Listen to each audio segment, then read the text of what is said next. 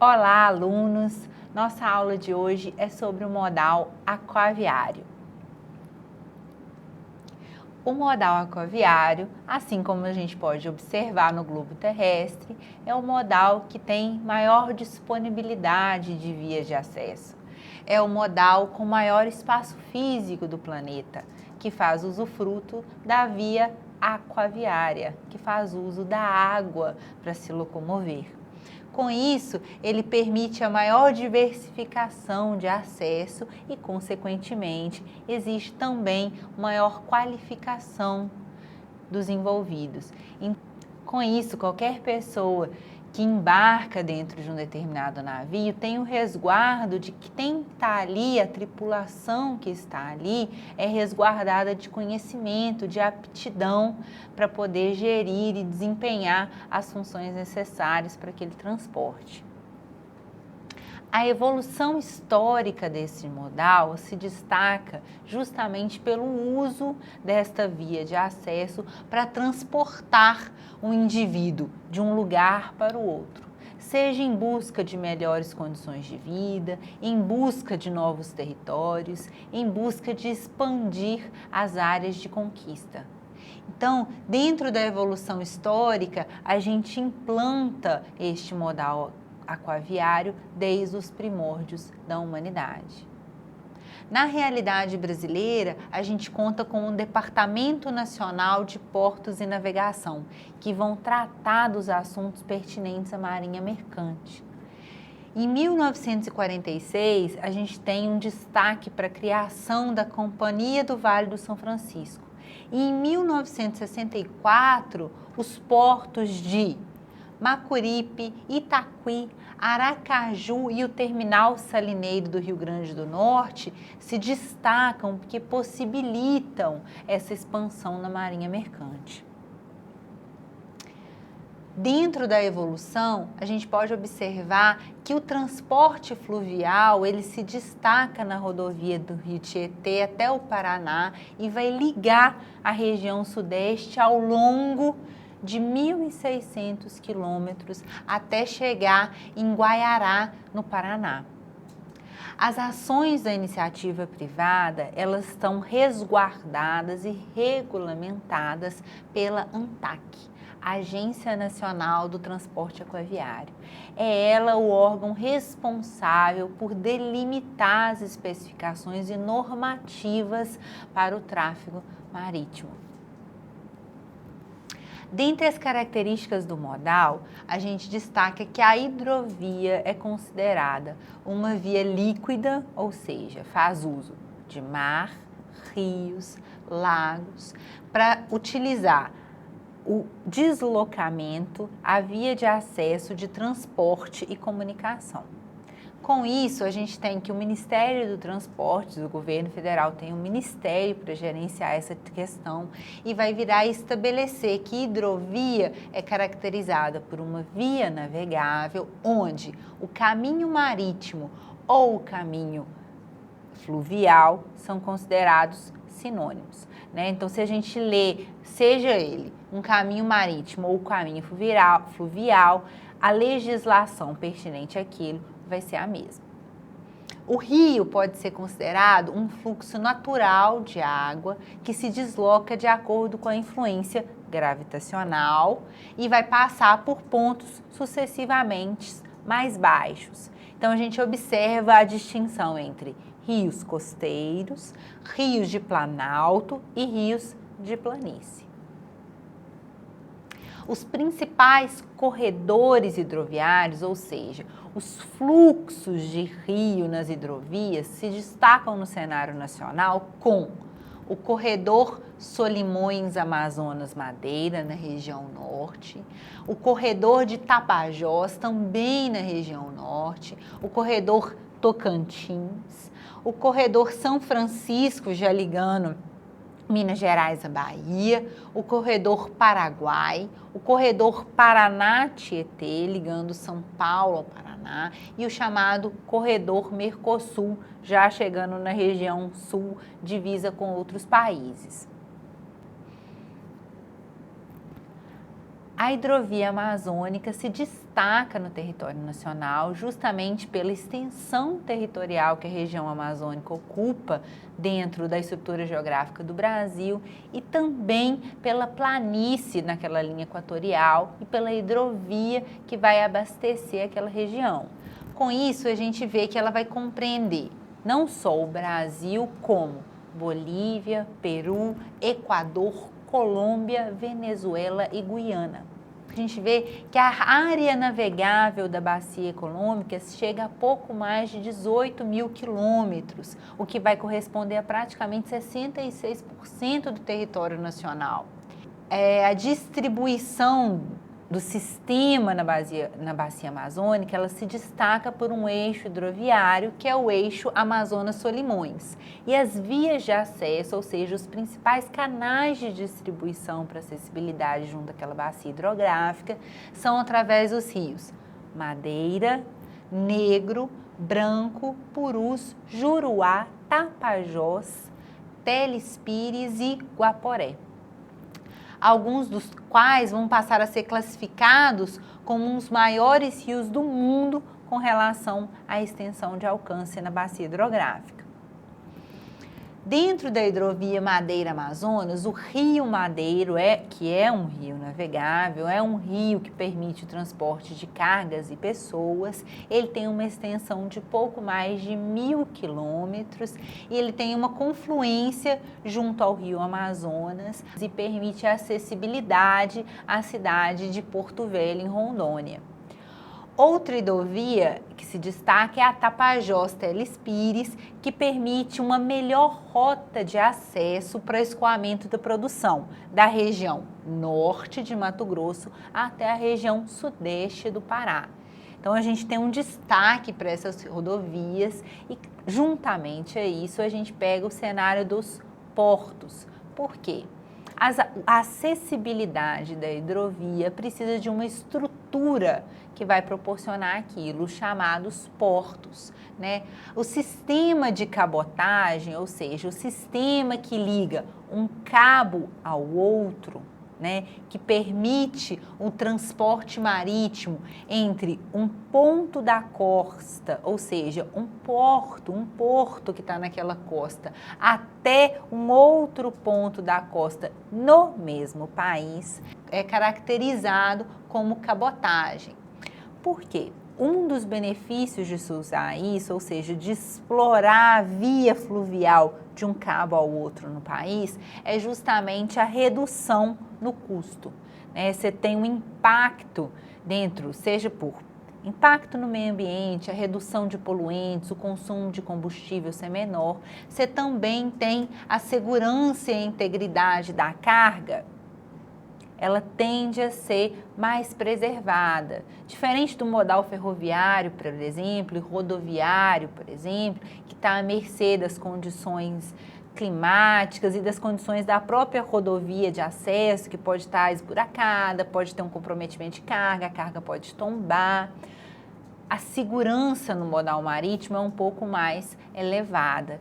Com isso, a gente vê que o transporte marítimo em contêineres, ele resguarda um pouco mais a carga, tem cofres de segurança, tem selos, tem cadeados, tem códigos de rastreio.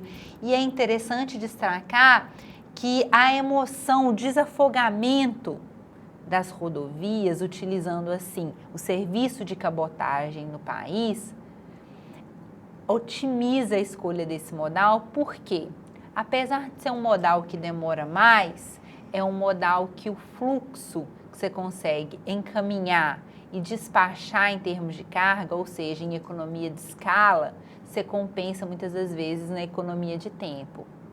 Então, esse contraponto na escala de benefício faz ser um fator condicionante para a escolha desse modal. Entre os empecilhos, ou seja, entre os fatores que impedem o crescimento desse modal, a gente utiliza que um dos combustíveis para cabotagem, né, que vai transportar de um cabo ao outro, ele é muito caro e ele é indicado para navios que vão se deslocar para exportação de cargas. Então, a melhoria na infraestrutura portuária é um fator, é um requisito importante. Por quê? Porque para você inserir esse modal como um modal competitivo, para a pessoa, para o técnico em logística escolher entre o modal rodoviário, entre a malha rodoviária, que é a mais utilizada, a escolha de um navio, de um container através do modal marítimo, essa relação de custo-benefício para se perder em economia de tempo e se ganhar em economia de escala por mandar mais carga, ela é necessária porque o investimento na estrutura de portos para receber, para embarcar as cargas, para os guindastes terem acessibilidade, para as docas de caminhão terem acessibilidade, é necessário para se tornar como uma vantagem competitiva e uma opção de escolha do técnico. Os destaques no cenário nacional vão para o Porto de Santos, em São Paulo, para Itajaí, em Santa Catarina, para o Rio de Janeiro, para Porto Alegre, no Rio Grande do Sul, para Paranaguá e para Vitória. Então, são os portos que a gente mais se destaca, seja por estrutura portuária, seja por capacidade administrativa e capacidade de dimensão de carga em volume, em toneladas, e pela própria acessibilidade de outros modais de transporte. Aqui a gente vê fotos de navios carregados, a acessibilidade dos portos, a estrutura portuária, para a gente ver uma dimensão da quantidade de carga que a gente consegue transportar. Se no modal rodoviário a gente tem um limitador com relação à tonelada, à altura e a peso, esse limitador é muito mais variável no que tange o modal aquaviário, por exemplo. O transporte marítimo, que é controlado basicamente pelas diretrizes internacionais da Organização Marítima Internacional, que é uma ligação vinculada à Organização das Nações Unidas, à ONU, ele delimita que esse transporte, ele além de um resguardo internacional, ele deve seguir as delimitações nacionais. No cenário brasileiro, a gente tem o Ministério do Transporte, que vai regulamentar não só o modal aquaviário, mas os demais modos de transporte, a Secretaria de Transporte Aquaviário, o Departamento de Marinha Mercante e o Tribunal Marítimo. Tanto que todas as questões vinculadas a quem trabalha junto à Marinha, elas são geridas pelas normativas aplicadas à Marinha. Os chamados portos organizados, eles são caracterizados pela construção e aparelhamento de maneira a atender as necessidades de navegação, movimentação e armazenagem de mercadoria.